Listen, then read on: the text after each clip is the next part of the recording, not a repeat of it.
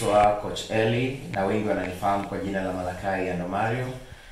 Ni mkurugenzi wa Moskiza Football Academy, lakini pia ni kocha wa academy hii pamoja na makocha wengine ambao tukiwa tunasaidiana kazi ya kukuza na kuendeleza vipaji vya watoto na kuwapa fursa za kucheza soka ndani na nje ya nchi.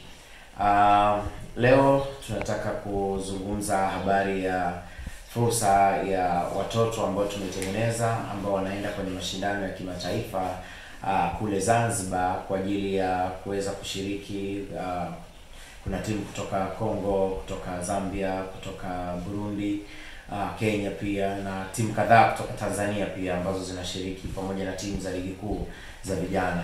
Kwa hii ni fursa kwa vijana wetu ambao wataenda kwenye mashindano haya kwa ajili ya kuweza kupata wigo wa kwanza kutumia mafunzo yetu ambayo tumekuwa tukiwapa from time to time, lakini pia kuwapa nafasi ya kuonekana. Lakini baada ya hapo tumetenga siku 3 kwa ajili ya wao kuonyesha vipaji vyao. Tumeandaa mechi 3 ambazo tutacheza na timu za ligi kuu Zanzibar kama Mlandege, Polisi na kadhalika. Kwa hiyo itatupa nafasi pia vijana wetu kuonekana kwa ajili ya kuweza kupata nafasi ya kubaki kucheza ligi kuu Zanzibar. Kwa hiyo tuendelee kushirikiana. Ninakaribisha wazazi pamoja na wachezaji wote ambao wanaamini ya kwamba watoto wao wana vipaji, basi karibuni, tunakaribisha Moskiza, tuwape nafasi ya kuendeleza vipaji vyao. Labda pengine ni mara ngapi mnakwenda kushiriki michuano hiyo huko Zanzibar? Ya Zanzibar haya ni mashindano ya kwanza kabisa. Na tumekuwa tukishiriki mashindano ya kimataifa ya Afrika Mashariki kule Arusha, lakini Zanzibar hii ni mara yetu ya kwanza, na tunamshukuru Mungu, tunashukuru wafadhili wetu ambao wametuwezesha kuhakikisha kwamba vijana wetu wanaweza kufika. Kwa maana kutoa vijana kutoka hapa kwenda Zanzibar kwa kweli si jambo dogo. Usafiri wenyewe wa boti, usafiri kutoka hapa mpaka kule, malazi na kadhalika, inahitaji investment ya kweli. Lakini na sisi kwa sababu tunaamini katika watoto ambao tuko nao au wachezaji ambao tuko nao kwamba wanaweza wakafika mbali, basi tumeamua kuinvest kwenye vipaji vyao, na hii ni mara yetu ya kwanza.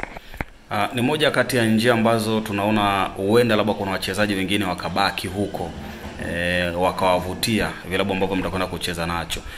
Ninyi kama Moskiza sasa mmejipanga vipi kuona kwamba pengine wale vijana sasa ambao wanaweza wakawashawishi baadhi labda pengine mawakala wanaweza kawa huko, ili kuona kwamba na jinsi gani wakabakia wakatoka Moskiza pengine wakasogea pale Polisi ama wakaenda Kongo na sehemu nyingine hizo ambazo timu zitakuja kushiriki?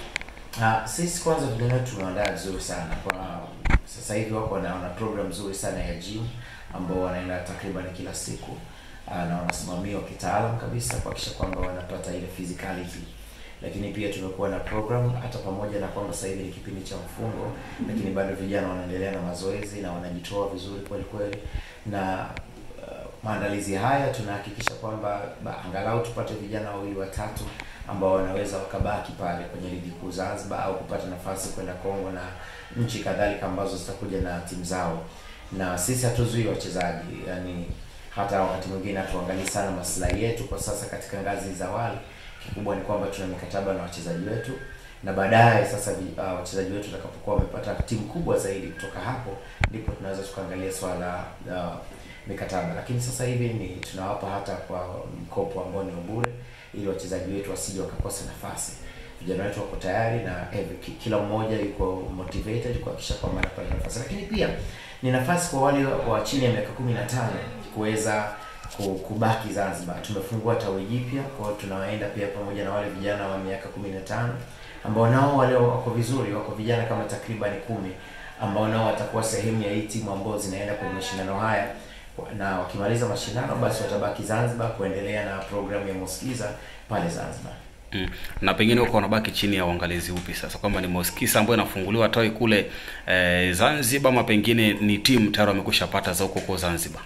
Wale ambao wanabaki pale chini ya miaka 15 tayari ni tawi letu kabisa.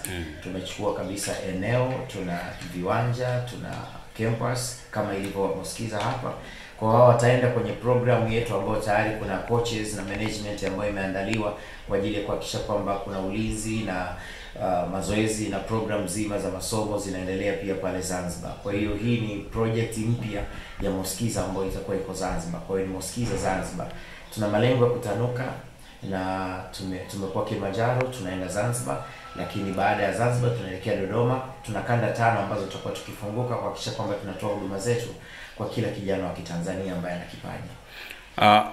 Moskisa inaonekana kuwa na mafanikio makubwa sana. Kuna baadhi ya wachezaji ambao wametoka ndani ya mkoa wa Kilimanjaro na au katika nchi mbalimbali. Pengine siri ya mafanikio yenu hasa ni nini Moskisa, kwamba why Moskisa wana wachezaji ambao wako Spain, kuna wengine ambao tunasikia wako Casablanca, na wengine wengi ambao pia hata wamekuja kucheza kwenye timu za taifa hapa nchini Tanzania za vijana.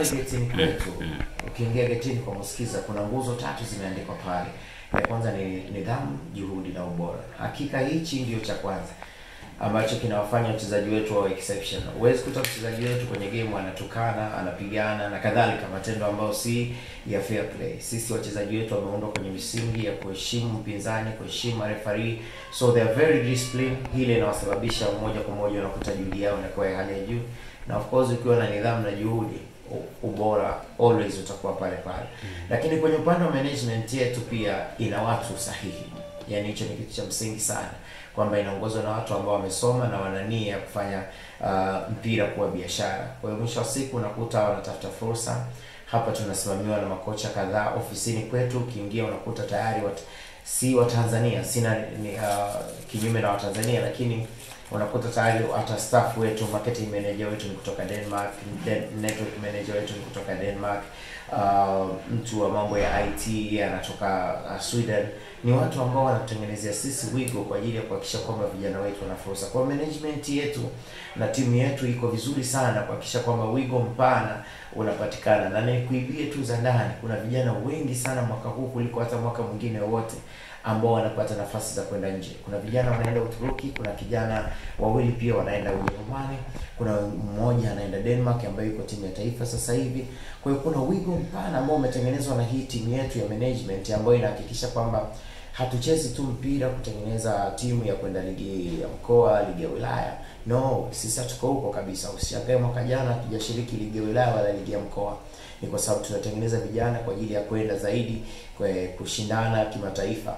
Na namna gani basi wanapata ule uzoefu wa kiushindani? Tunashiriki mashindano makubwa kama East Africa, kama haya ya Zanzibar pia, lakini pia tuna kitu tunakitatua ambacho ni kila baada ya miezi mitatu wachezaji wetu kategori zetu zote zinasafiri kwenda kucheza mechi za kirafiki na timu kubwa. Zinakuwa ni timu za ligi kuu, timu za under 20 ambazo zinaweza kuleta upinzani na uzoefu mzuri kwa vijana wetu.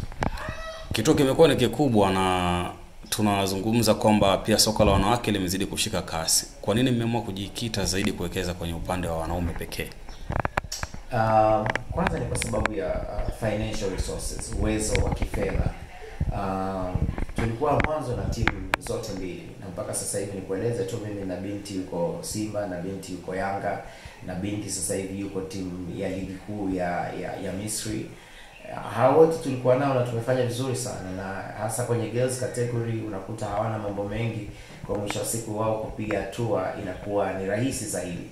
Lakini kwa sababu ya changamoto za kifedha tuliamua kuwekeza zaidi kwenye upande wa wanaume. Na kwa nini basi wanaume baada ya changamoto hizo? Ni kwa sababu ndio kategori ambayo ilikuwa ina mizizi zaidi, kuanzia kwenye kategori zile za wadogo mpaka kategori za wakubwa, na ndio maana tukawa tumeamua kuwekeza upande ule ambao tayari tumekuwa tuna uzoefu mkubwa wa kufanya na timu za au vijana wa kiume zaidi. Lakini naamini kuanzia mwakani tutafungua campus mpya kwa ajili ya mabinti upande huu wa Bonite, na tufanye selection kutoka maeneo mbalimbali. Kwa hiyo watu ambao tayari wana mabinti wanaweza kuendelea kuwasiliana na sisi, tukawaingiza kwenye program hiyo, atafanya mazoezi pia na vijana wa kiume, which is so good pia kwa sababu wanapata ile changamoto. Kwa hiyo wasikate tamaa, sisi tuko nao. Kama kuna binti yote ambaye ana uwezo kuanzia miaka 13 kwenda juu, of course anaweza kufanya mawasiliano na sisi, tukampa platform ya kuweza kujifunza na kuweza kupata nafasi hiyo. Lakini tulikuwa tumekita mizizi yetu kwenye soka la wanaume, na ndio maana mpaka sasa hivi tuna kijana yuko Marekani, Stanford pale, tuna kijana yuko Spain pale Tarragona ligi ya kwanza, kuna vijana wengine wako ligi kuu. Kwa hiyo unaona kwamba tayari tuko na misingi mizuri kwenye soka la wanaume, na ndio maana pale ambapo tuliamua kupashikilia tulikuwa tumeweza kufanya nako vizuri kwa